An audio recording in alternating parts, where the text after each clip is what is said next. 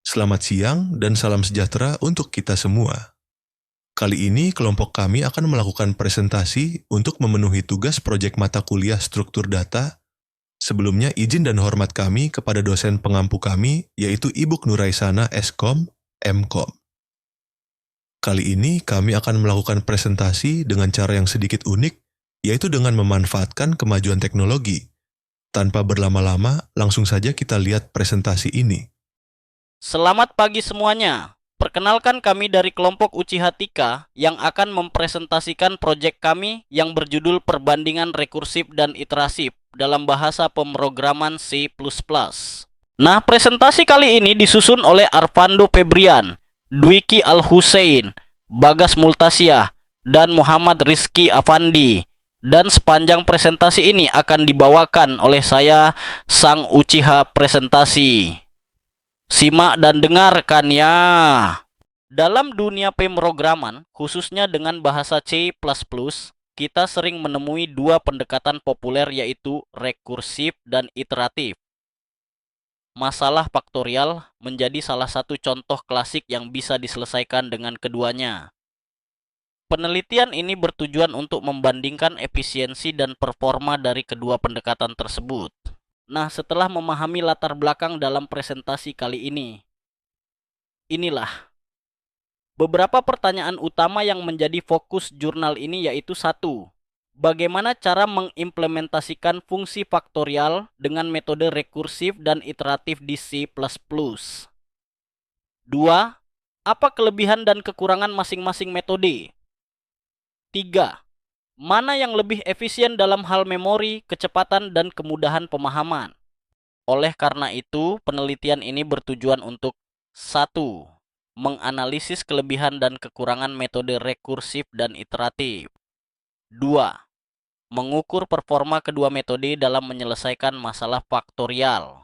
Penelitian ini dilakukan dengan menggunakan bahasa pemrograman C++. Metodologi yang digunakan meliputi perancangan dua implementasi algoritma, yaitu secara rekursif dan iteratif, untuk menyelesaikan permasalahan yang sama. Pada pendekatan rekursif, fungsi dirancang untuk memanggil dirinya sendiri hingga mencapai kondisi dasar.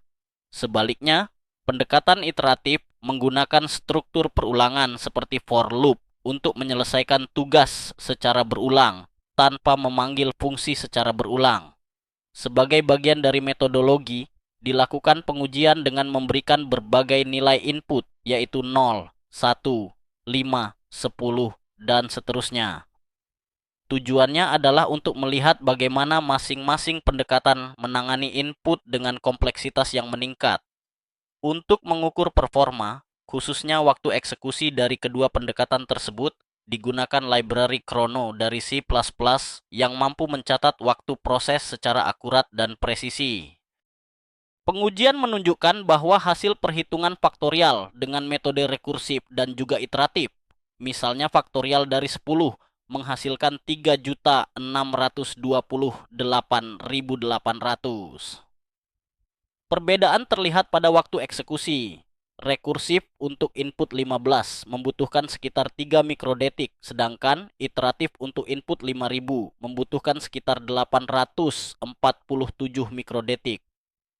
Metode rekursif lebih ringkas, tetapi boros memori dan berisiko mengalami stack overflow jika input terlalu besar. Sebaliknya, metode iteratif lebih efisien dan aman untuk data berukuran besar.